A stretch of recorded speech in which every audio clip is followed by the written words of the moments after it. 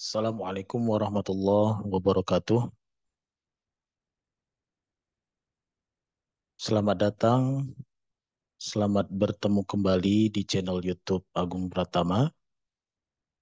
Pada kesempatan kali ini, saya akan berbagi video pembelajaran berkaitan dengan mata kuliah bioanorganik. Jadi materi hari ini merupakan lanjutan daripada materi yang sudah kita sampaikan pada video yang sebelumnya, yaitu mengenai overview kimia bioanorganik.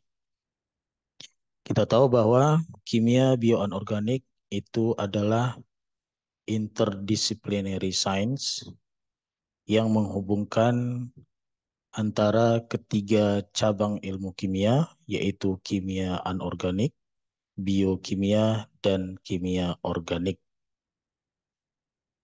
Oleh karena itu, pada kesempatan kali ini, kita akan coba membahas tentang bagaimana interaksi ion logam dengan protein. Langsung saja kita simak penjelasan videonya. Dan oleh karena itu, jangan kemana-mana, tetap terus menyimak video ini sampai selesai.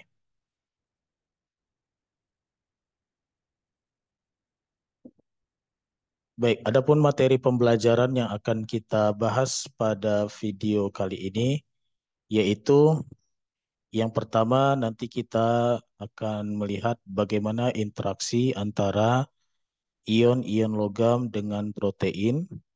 Kemudian yang kedua berkaitan dengan kofaktor logam. Yang ketiga berkaitan dengan residu protein sebagai ligan untuk ion-ion logam. Dan yang keempat, bagaimana stabilitas struktur daripada metaloprotein yang dibentuk antara ion-ion logam dengan senyawa protein. Baik, sebelum kita masuk ke pembahasan utama, saya ingin sedikit mereview berkaitan dengan struktur protein. Kalau kita lihat, yang namanya senyawa protein adalah merupakan polimer daripada asam-asam amino. Kita tahu struktur asam amino itu sendiri, dia memiliki struktur seperti yang bisa kita lihat pada slide, yaitu asam amino adalah sesuatu senyawa yang atom C alfanya itu mengikat 4 gugus yang berbeda. Di mana kita ketahui di sini ini adalah atom C alfa.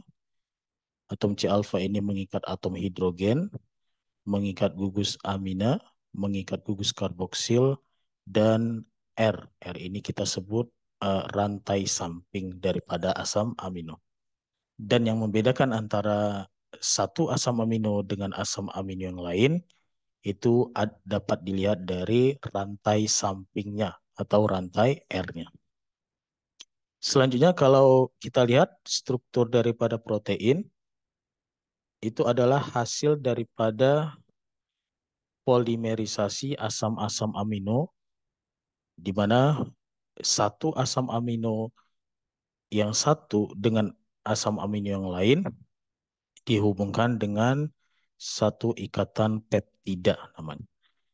Jadi ikatan peptida ini terbentuk dari hasil reaksi kondensasi antara gugus karboksil asam amino yang satu dengan gugus amina asam amino yang lain. Ketika dia terbentuk ikatan peptida, maka akan dilepaskan satu molekul air. Jadi ini gambaran daripada struktur protein yang terdiri dari asam-asam amino. Selanjutnya kalau kita lihat bagaimana komposisi protein dalam makhluk hidup, dan ternyata kalau kita lihat persentasi senyawa protein dalam makhluk hidup itu sebesar 16%. 70%-nya adalah air atau cairan, sedangkan 14% sisanya adalah unsur-unsur yang lain. Dan kalau kita lihat senyawa protein itu bisa kita dapatkan dari sumber protein hewani ataupun sumber protein nabati. Ini sekilas atau review berkaitan dengan struktur protein. Selanjutnya kita lihat asam-asam amino. Kita tahu asam-asam amino yang terdapat secara alamiah itu jumlahnya ada 20 jenis asam amino. Di mana dari 20 asam amino ini terbagi menjadi dua bagian besar, yaitu ada namanya asam amino esensial dan ada namanya asam amino non-esensial. Yang membedakan antara asam amino esensial dengan non-esensial, di mana kita ketahui bahwa asam-asam amino yang esensial ini adalah asam amino yang dibutuhkan oleh tubuh, sementara dia tidak bisa disintesis oleh tubuh itu sendiri. Oleh karenanya, pemenuhan kebutuhan asam amino esensial harus didapat dari asupan makanan yang kita dapat dari ya baik dari protein nabati ataupun dari protein hewani. Sebenarnya asam amino non esensial ini adalah asam-asam amino yang sudah memang ada di dalam tubuh manusia. Ini beberapa contoh struktur daripada asam amino. Di sini ada asam amino cysteine. Cysteine dia ada asam amino yang di dalamnya ada atom sulfur. Metionin juga ada atom sulfur di dalamnya. Ada histidin. Kemudian ada asam aspartat, asam glutamat, tirosin, serin, treonin, asparagin, dan glutamin. Ini beberapa contoh struktur asam amino yang menunjukkan rantai samping masing-masing daripada asam-asam amino yang disebutkan di dalam slide ini. Kalau kita lihat klasifikasi protein itu bisa kita kelompokkan menjadi 3 bagian besar, yaitu klasifikasi protein berdasarkan komposisi, kemudian klasifikasi protein berdasarkan bentuk, dan klasifikasi protein berdasarkan fungsinya. Jadi dari sini kalau kita lihat berdasarkan komposisinya, ada yang disebut dengan protein sederhana, protein konjugat, dan protein turunan. Maksud daripada protein sederhana ini adalah protein yang di dalamnya hanya terdiri dari asam-asam amino saja. Sehingga protein tersebut bisa dikatakan protein murni atau protein yang hanya terdiri dari asam-asam amino saja. Sedangkan protein konjugat ini adalah protein yang terdiri dari senyawa asam-asam amino yang membentuk rantai polipeptida yang berikatan dengan senyawa yang lain. Misalkan protein konjugat bisa kita lihat contohnya adalah misalkan glikoprotein. Berarti protein yang berikatan dengan glukosa. Lipoprotein. Berarti proteinnya berikatan dengan senyawa lipida. Metaloprotein. Berarti proteinnya berikatan dengan ion-ion logam. Itu yang disebut dengan protein konjugat. Sementara protein turunan adalah protein hasil derivasi dari protein sederhana ataupun protein konjugat. Sedangkan klasifikasi protein berdasarkan bentuk ini terbagi menjadi 2, ada namanya protein globular, ada namanya protein fiber. Kalau protein globular dia berbentuk bulatan-bulatan atau berbentuk seperti bola, sedangkan protein fiber ini dia berbentuk seperti serat-serat. Contoh daripada protein globular misalkan adalah protein albumin, globin, Kemudian protein fiber, contohnya misalkan adalah kolagen, keratin, itu protein yang berbentuk fiber. Sedangkan menurut fungsinya, ini protein dikelompokkan atau diklasifikasikan berdasarkan fungsi tertentu atau fungsi fisiologis tertentu daripada protein tersebut. Ada namanya protein struktur, protein kontraktil, protein transport, protein penyimpan, protein hormon, protein imun, protein enzim, dan protein toksin. Ini diantara contoh-contoh penggambaran senyawa-senyawa protein. Jadi kalau kita lihat ini adalah contoh daripada senyawa metaloprotein yang merupakan contoh daripada protein konjugat. Berarti unsur logam berikatan dengan senyawa protein, disebut metaloprotein. Kemudian ada protein kolagen, ini berbentuk fiber. Kemudian ini adalah contoh daripada struktur hemoglobin, di mana hemoglobin ini kita tahu adalah protein yang berbentuk globular kalau berdasarkan bentuknya, tapi dia juga bisa kita masukkan ke dalam protein konjugat karena di dalamnya ada metaloprotein, itu berdasarkan komposisi. Tapi kalau berdasarkan fungsinya, maka hemoglobin ini dia termasuk ke dalam protein transport. Karena dia uh, berfungsi untuk mentransportasikan oksigen ke seluruh tubuh makhluk hidup. Baik, ini berkaitan dengan klasifikasi protein. Secara garis besar tadi ada 3, yaitu berdasarkan komposisi, bentuk, dan fungsinya. Selanjutnya kalau kita lihat bagaimana ion-ion logam beserta fungsi fisiologisnya dalam tubuh makhluk hidup. Ini bisa kita lihat di dalam tabel ya. Ini ada beberapa contoh ion logam yang dia memegang peranan penting dalam fungsi fisiologis makhluk hidup. Misalkan kita lihat di sini Na dan K berfungsi sebagai transfer muatan, keseimbangan osmosis, dan impuls saraf. Kemudian Mg2 positif sebagai contoh di sini dia berfungsi sebagai pembentuk struktur untuk enzim hidrolase, isomerase, fosfat transfer, dan pemicu terjadinya reaksi. Begitu juga contoh-contoh ion-ion logam yang lain bisa kita lihat di dalam tabel beserta fungsi dan contohnya masing-masing.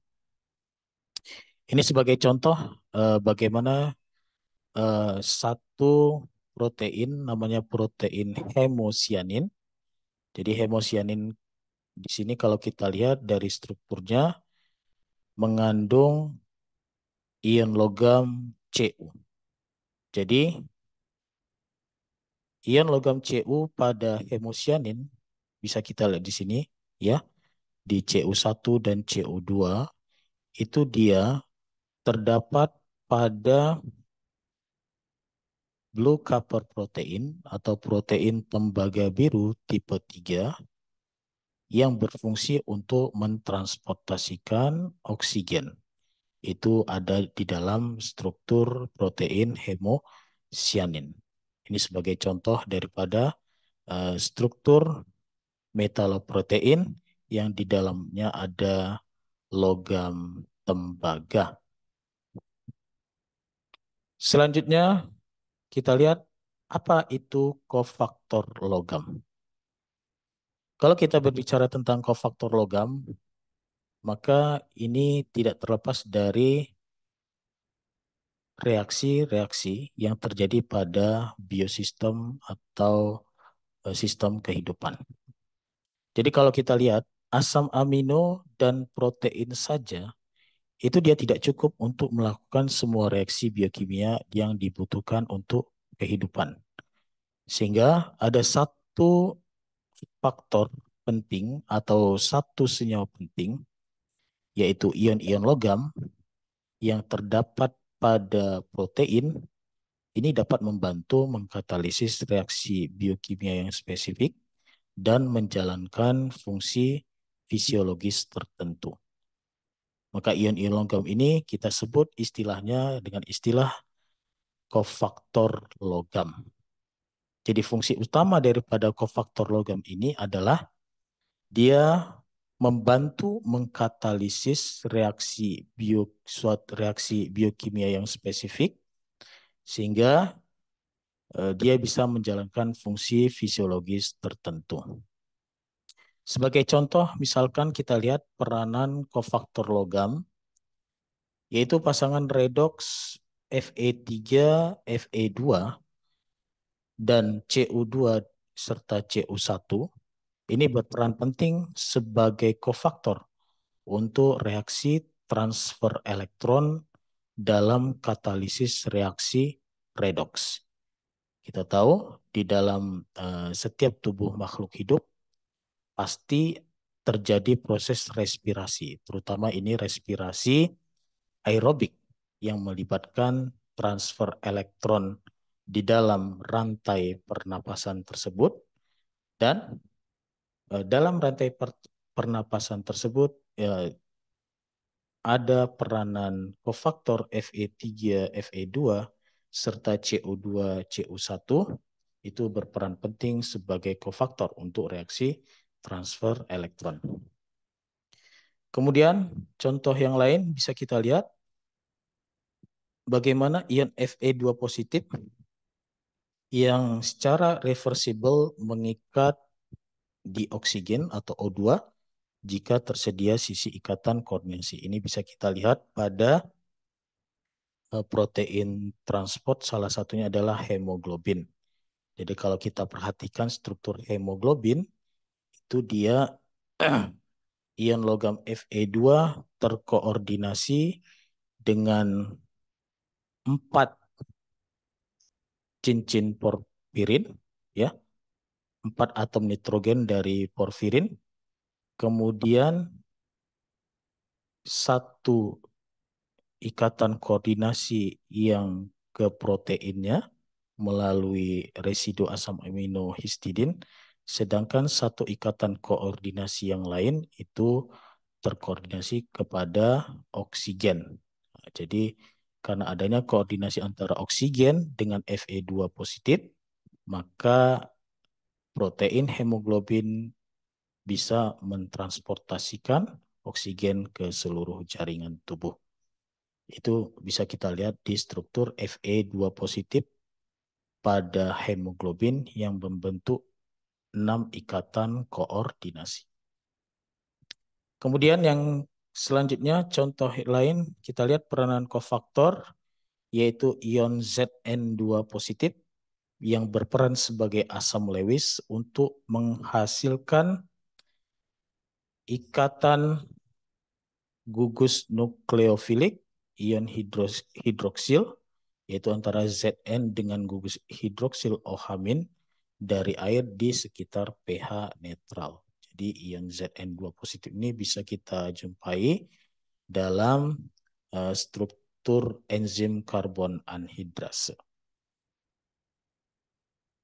Jadi secara garis besar, fungsi kofaktor logam pada protein bisa kita lihat di sini ada 5 fungsi utamanya, yaitu kofaktor logam berperan sebagai pembentuk struktural, kemudian sebagai sisi aktif pengikatan, kemudian juga berperan dalam mekanisme kontrol, berperan sebagai asam Lewis dan katalis redoks. Sebagaimana contoh yang kita lihat pada slide sebelumnya, itu merupakan salah satu contoh-contoh daripada peranan kofaktor logam pada protein. Misalkan kita lihat ada namanya protein lektin. Jadi kalau kita lihat lektin ini adalah metaloprotein yang pertama sekali diidentifikasi pada tanaman yang terlibat dalam pengikatan karbohidrat.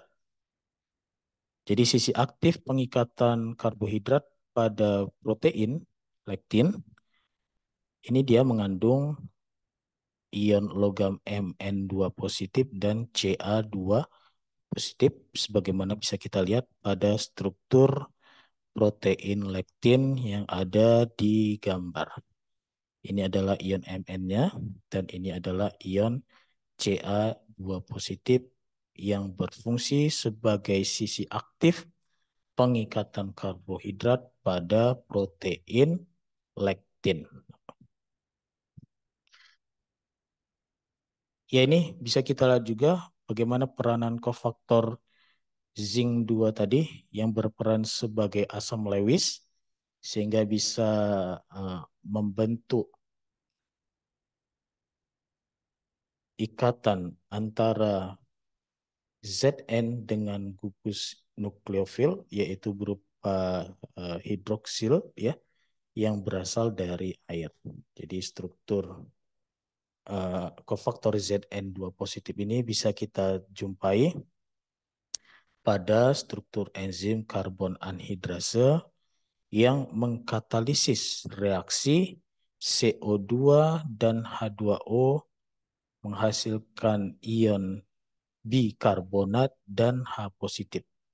Jadi kalau kita lihat reaksi ini adalah sangat penting peranannya dalam kehidupan karena di dalam kehidupan reaksi ini berperan dalam menjaga buffer cairan tubuh agar tetap pH netral.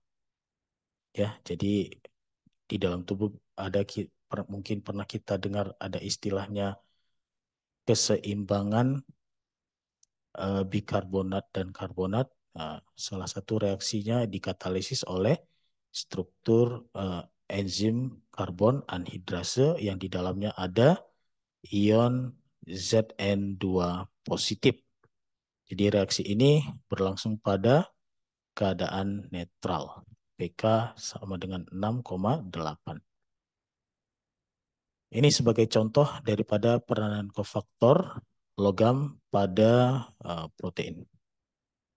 Selanjutnya, bagaimana ion-ion logam itu bisa melakukan ikatan dengan protein-protein. Maka untuk mengetahui hal tersebut, kita bisa melihat bagaimana afinitas ion logam protein.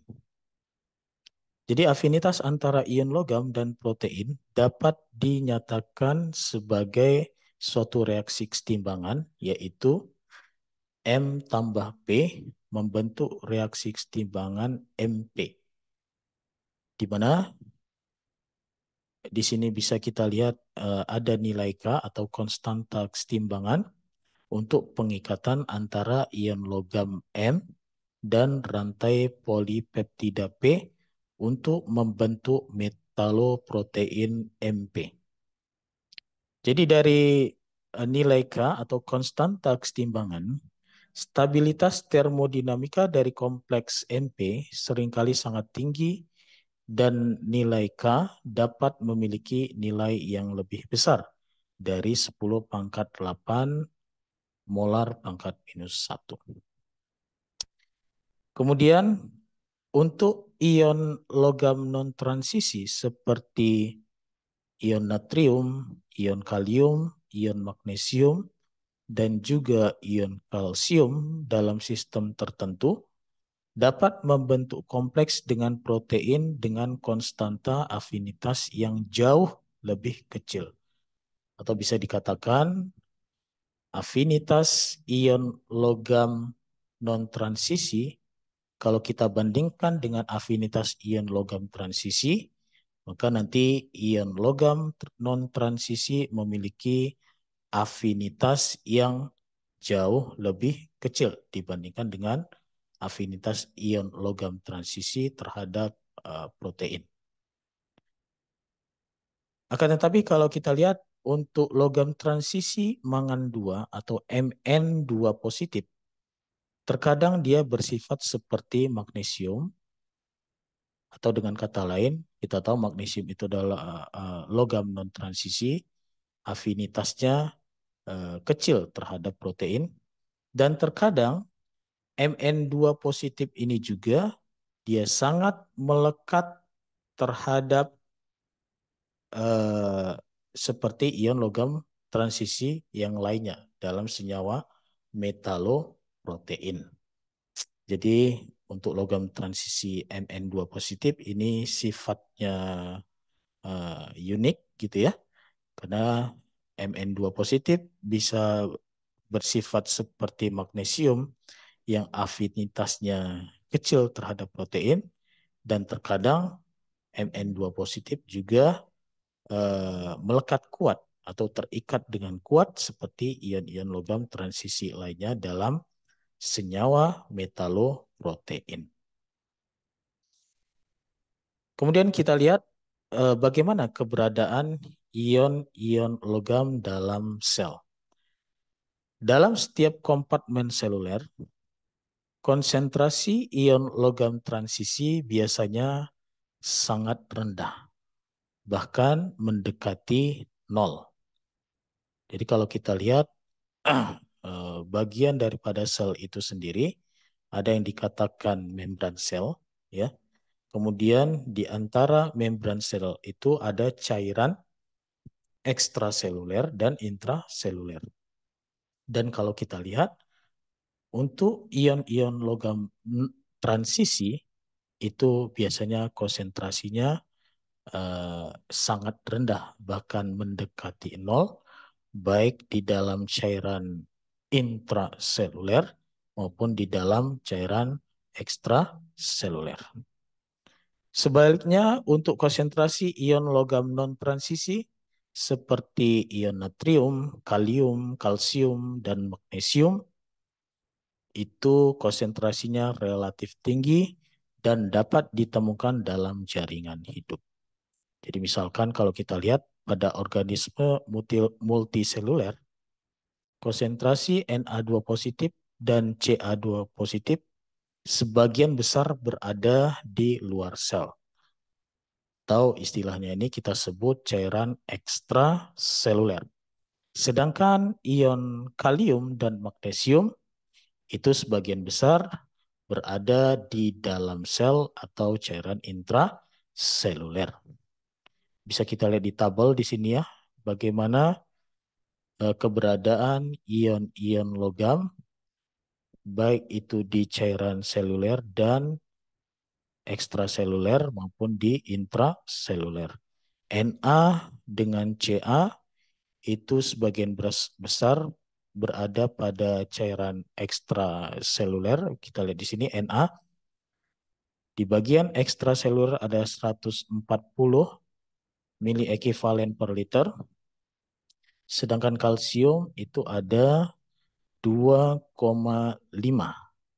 Sedangkan di cairan intraselnya ya jauh lebih sedikit dibandingkan dengan yang ekstraseluler. Namun sebaliknya untuk kalium dan magnesium, kalium di sini misalkan ya lebih banyak di dalam sel dibandingkan yang di luar sel.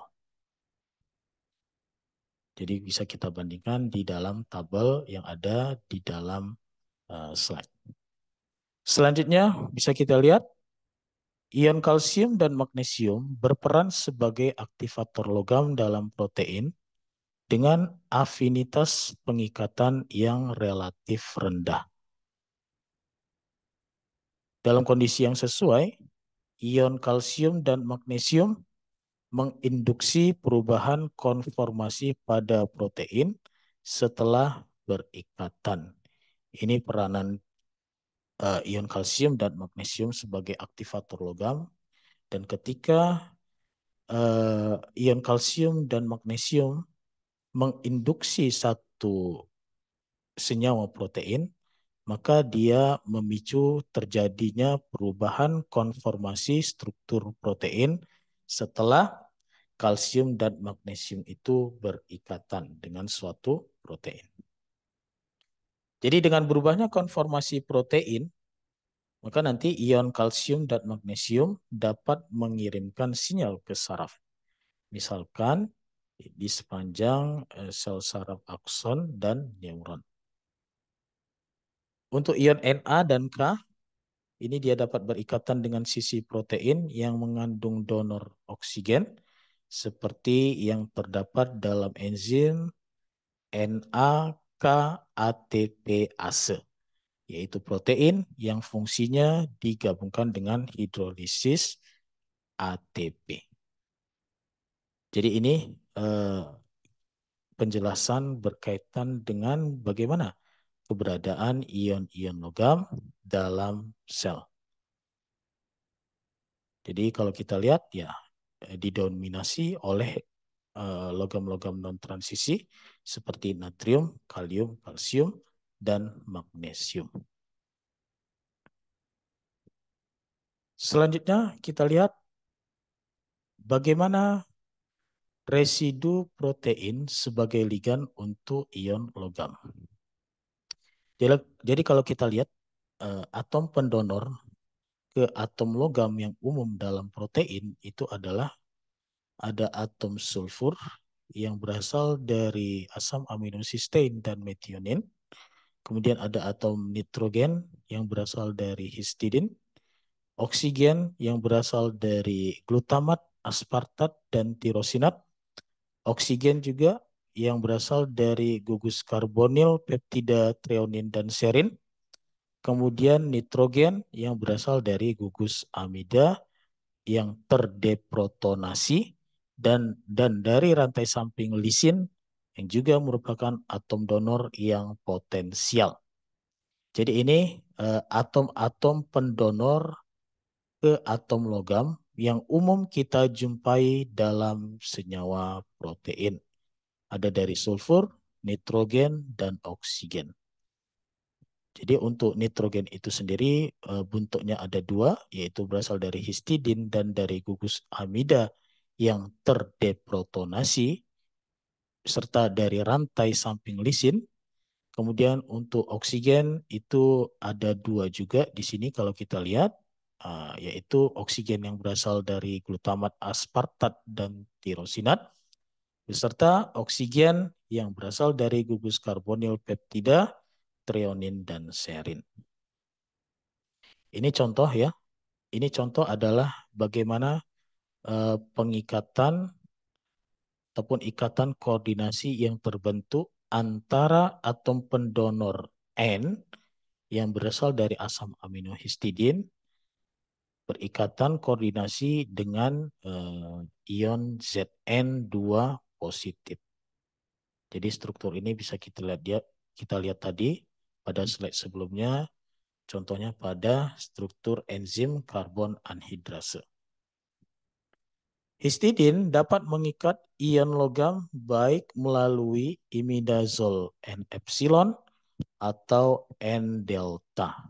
Jadi histidin. Histidin ini nanti ya mode ikatannya bisa berasal dari gugus imidazol, dari N-epsilon ataupun N-delta. Jadi penamaan N-epsilon ataupun N-delta ini didapat dari hasil penggambaran tiga dimensi dari struktur protein itu sendiri. Jadi dinamakan N-epsilon dan N-delta. Sedangkan untuk asam glutamat dan asam aspartat ini dapat berperan sebagai ligan monodentat, bidentat, ataupun ligan penghubung atau istilahnya bridging ligan. Dan kalau kita lihat kecenderungan atom pendonor ke atom logam itu bisa kita kaitkan dengan satu aturan umum dalam kimia koordinasi, yaitu ada namanya teori HSAB, yaitu hard soft acid base, di mana hard acid akan stabil berikatan dengan soft acid, sedangkan hard base akan stabil berikatan dengan soft base. Jadi itu dasar daripada bagaimana stabilitas atom pendonor ke atom logam yang umum kita jumpai dalam protein. Misalkan kita lihat di sini ya, di sini ada tabel yang menunjukkan ion-ion logam yang hard acid, kemudian borderline, dan soft acid di sini ya. Ini sudah ada pembagiannya, begitu juga untuk ligannya. Jadi kalau ligan ini adalah hard base, borderline, dan eh, soft base. Sebagai contoh, misalkan di sini, sulfur adalah soft base. Kita tahu sulfur di sini ya. Di sini soft base yang ada atom sulfur. Itu dia cenderung berikatan dengan ion kadmium CD2 positif dan ion Cu1 positif. Sedangkan oksigen adalah hard base yang cenderung berikatan dengan hard acid seperti kalsium Ca2 positif dan Mn2 positif. Jadi kestabilan atom pendonor terhadap ikatan koordinasi yang terbentuk antara atom pendonor dengan logam itu berdasarkan prinsip hard soft acid base. Untuk Zn2 positif, karena dia termasuk ke dalam borderline, di sini bisa kita lihat Zn2 positif, dia berada di antara sifat hard dan sifat soft acid, sehingga nanti kalau kita lihat Zn2 positif dapat terikat ke atom oksigen, sulfur, dan nitrogen, serta dapat menjadi perantara atau bridging antara oksigen dan sulfur.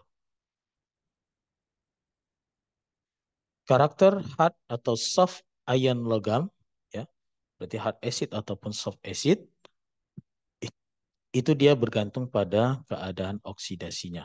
Jadi misalkan ion Fe2 positif itu dia lebih keras daripada Fe2 positif, sedangkan Cu2 positif itu dia lebih keras dibandingkan dengan Cu1 positif. Sebagaimana bisa kita lihat di sini, Fe3 dia termasuk golongan hard acid, sedangkan Fe2 termasuk dia golongan borderline.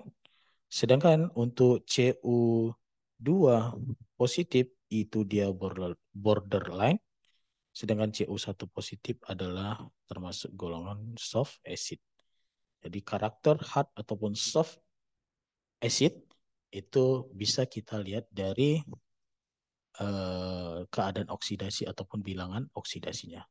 Bilangan oksidasi yang lebih besar itu bersifat lebih keras daripada bilangan oksidasi yang lebih kecil.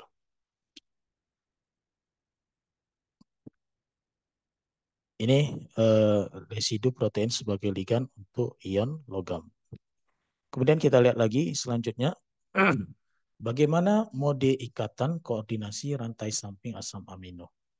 Bisa kita lihat di gambar di sini ya, ada beberapa mode ikatan koordinasi rantai samping antara logam dengan asam-asam amino.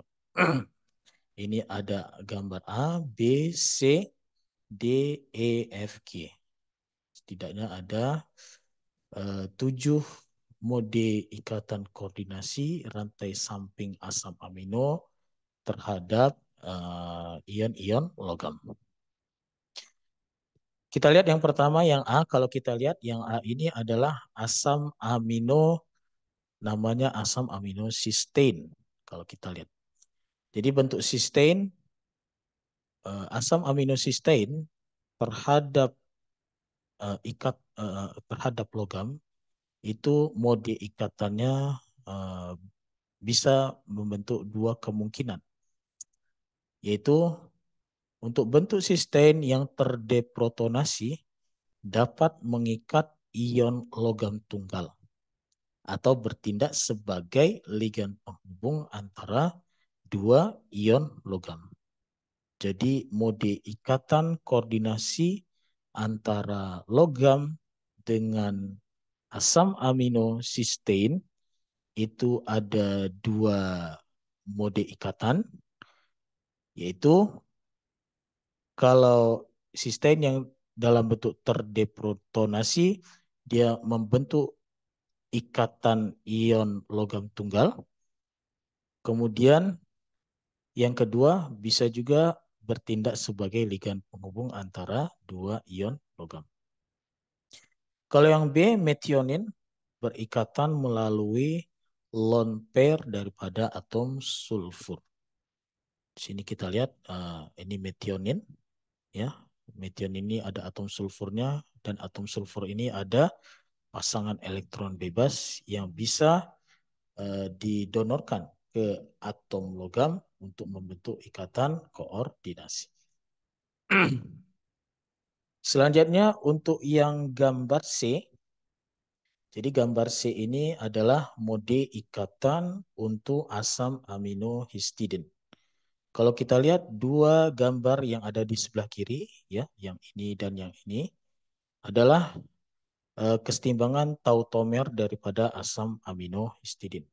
Sedangkan tiga gambar yang lainnya itu menunjukkan bagaimana koordinasi logam dengan atom nitrogen epsilon 2 dan nitrogen delta 1 dan juga ya bisa juga sebagai ligan penghubung atau bridging. Jadi mode ikatan koordinasi untuk asam aminohistidin itu kemungkinannya ada tiga mode ikatan koordinasi, yaitu ikatan koordinasi histidin melalui N epsilon 2, N delta 1, dan sebagai ligan penghubung atau bridging. Kemudian kalau kita lihat yang D, ini adalah untuk asam amino, asam glutamat, dan asam aspartat. Dapat mengikat ion logam sebagai ligan monodentat dalam bentuk sin atau anti. Dapat juga bertindak sebagai bidentat atau sebagai ligan penghubung dengan menggunakan salah satu atau kedua atom oksigen. Jadi mode ikatan untuk asam glutamat ataupun asam aspartat itu ada beberapa mode ikatan koordinasi baik dalam bentuk sin ataupun anti. Kemudian dia juga bisa membentuk ikatan koordinasi melalui ligan bidentat ataupun sebagai ligan penghubung atau bridging di sini ya. Sedangkan untuk yang gambar E itu adalah mode ikatan koordinasi untuk asam amino tirosin yang terdeprotonasi dan yang terprotonasi. Jadi tirosin ini bisa membentuk ikatan koordinasi melalui dua mode ikatan koordinasi, ada yang terdeprotonasi ya, yang ditunjukkan pada gambar E yang sebelah kiri. Sedangkan gambar E yang sebelah kanan ada yang adalah tirosin yang terprotonasi. Untuk gambar F, itu adalah mode ikatan koordinasi rantai samping untuk asam amino, serin, dan treonin. Jadi serin dan treonin ini berperan sebagai seperti ligan netral monodentat. Jadi kemungkinannya cuma satu, yaitu membentuk ligan monodentat. Sedangkan yang G untuk asparagin dan glutamin, mode ikatan koordinasinya melalui atom oksigen yang ada pada rantai samping asparagin dan glutamin. Ini contoh beberapa mode ikatan koordinasi rantai samping asam-asam amino. Baik, selanjutnya kita lihat bagaimana ikatan koordinasi rantai samping asam amino dengan logam. Jadi tadi sudah di slide sebelumnya sudah dijelaskan bagaimana mode ikatan koordinasi residu-residu protein yaitu melalui asam aminonya. Di sini kita lihat bagaimana ikatan koordinasi rantai samping asam amino dengan logamnya. Jadi untuk sistein, atom sulfur tiolat dari residu sistein sering terlibat dalam koordinasi dengan logam-logam seperti tembaga, seng, besi, nikel, dan molybdenum. Ya, ini bisa kita lihat sebagai contoh pada gugus hem besi dalam sitokrom P450 mengikat sistein dalam bentuk terdeprotonasi. Jadi kalau kita lihat sistein, ketika dia membentuk senyawa metaloprotein, maka sistein ini melalui atom sulfur tiolatnya berikatan koordinasi dengan logam Cu, Zn, Fe, Ni, dan molybdenum. Untuk metionin, ligasi metionin serta ligasi sistein sering ditemukan untuk Cu1 positif. Sebagai contoh, ligan metionin terdapat pada ikatan koordinasi protein tembaga biru. Jadi protein tembaga biru sebagaimana kita ketahui ini adalah protein yang berperan dalam reaksi redoks pada proses respirasi aerobik. Histidin sering dijumpai dalam ikatan koordinasi dengan Fe, Cu, Zn, dan nikel, di mana atom nitrogen imidazol yang terdeprotonasi netral mengkoordinasikan ion logam menggunakan lone pair dari atom nitrogennya. Untuk asam glutamat dan asam aspartat, kedua asam amino ini dapat diperlakukan sama karena kalau kita lihat strukturnya hampir mirip, yang membedakan itu adalah panjang rantai sampingnya saja. Jadi sifat kimia donor karboksilat terminalnya pada dasarnya identik, baik itu dari nilai pKa ataupun dari sifat koordinasi oksigen karboksilatnya. Atom donor berupa oksigen menunjukkan kecenderungan untuk berikatan dengan ion logam yang relatif keras. Kita tahu oksigen itu adalah soft base, maka dia cenderung uh, oksigen itu adalah hard base, maka dia cenderung berikatan dengan hard acid.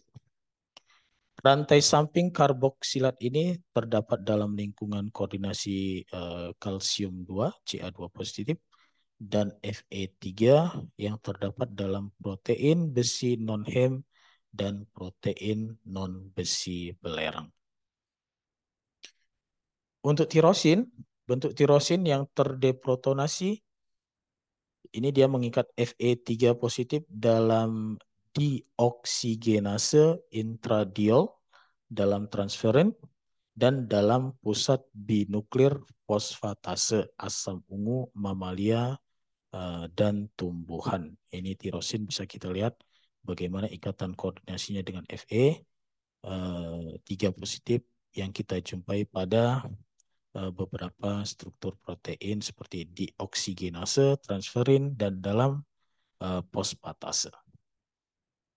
Selanjutnya untuk serin, contoh pengikatan serin kita temukan pada ikatan koordinasi K positif pada protein di alkyl glisin dekarboksilase. Ion logam berkoordinasi dengan ligan protein dan molekul air. Selanjutnya untuk asam amino treonin, oksigen hidroksil dari rantai samping asam amino ini memiliki sifat pengikatan yang sangat mirip dengan oksigen hidroksil serin. Sehingga koordinasi hidroksil treonin ditemukan di lingkungan koordinasi K positif pada pengikatan kation askorbat peroksidase. Untuk asparagin dan glutamin, ini adalah bisa kita lihat ikatan koordinasinya terbentuk antara oksigen rantai samping dari asparagin terikat pada Mn2 positif di sisi aktif fosfatase. Sedangkan untuk glutamin itu dikoordinasikan ke Mn2 positif dalam sintase isopenicillin N yang tersubstitusi mangan. Jadi ini beberapa contoh ikatan koordinasi yang bisa kita jumpai antara rantai samping asam amino dengan logam yang terdapat pada senyawa-senyawa metaloprotein. Oke, baik. Sampai di sini mungkin penjelasan berkaitan dengan interaksi logam dan protein. Kalau ada pertanyaan ataupun diskusi yang mau disampaikan, nanti bisa dituliskan dalam kolom komentar. Dan kalau dirasa video ini memberikan manfaat pengetahuan kepada kita semua, mohon di like, comment, and subscribe. Baik, sekian dan terima kasih. Mohon maaf atas segala kekurangan dan kekhilafan. Semoga kita dalam keadaan sehat walafiat. Assalamualaikum warahmatullahi wabarakatuh. Selamat bertemu kembali.